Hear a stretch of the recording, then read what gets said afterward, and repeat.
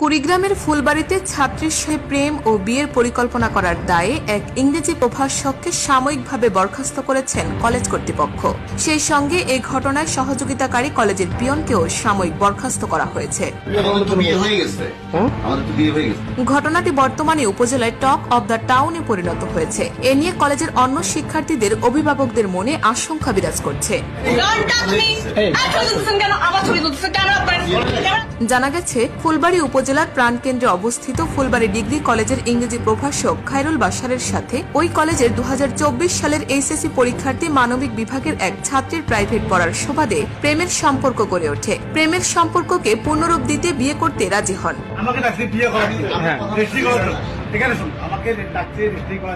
গত 18 এপ্রিল কলেজের পিয়ন জিয়া হায়দার জুলিয়াসের সহযোগিতায় তার বাড়িতে ওই ছাত্রীকে বিয়ে করতে উপজেলার নওয়াডাঙ্গা ইউনিয়নের কুরুশা ফেরুশা গ্রামে নিয়ে যায় ওই প্রভাষক খায়রুল বাশার।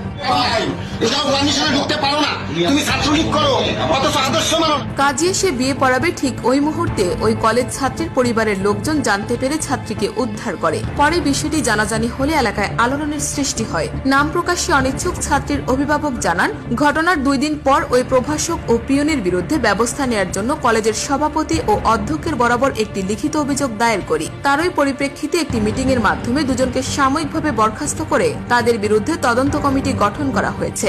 নাম প্রকাশে অনিচ্ছুক কয়েকজন অভিভাবক জানান, ফুলবাড়ি উপজেলায় একটি স্বনামধন্য কলেজে এ ধরনের ন্যাক্কারজনক ঘটনা আমরা কখনো আশা করিনি। আমাদের মেয়েরাও ওই কলেজে লেখাপড়া করে, মেয়েদের নিয়েও আমরা খুব আতঙ্কে আছি। অভিযুক্ত ইংরেজি প্রভাষক খায়রুল বাশার জানান, আমাকে সাময়িকভাবে বরখাস্ত করা হয়েছে। এই মর্মে আমার কাছে একটি চিঠি এসেছে। আমার কাছে জবাব চেয়েছে, আমি বিষয়টিতে জবাব দেব এবং একটি তদন্ত কার্যক্রম চলমান রয়েছে। অভিযুক্ত পিয়ন জিয়া হায়দার জুলিয়াসের সাথে মোবাইল ফোনে একাধিকবার চেষ্টা করলেও তার মোবাইল ফোনটি বন্ধ পাওয়া যায়।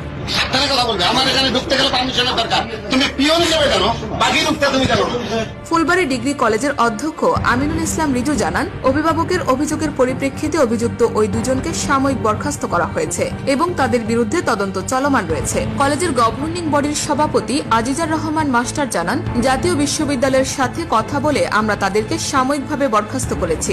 আগামী 10 দিনের মধ্যে সন্তোষজনক জবাব না পেলে তাদেরকে স্থায়ীভাবে বরখাস্ত করা হবে। সত্য, বস্তুনিষ্ঠ ও নিরপেক্ষ দৈনিক জনবাণী।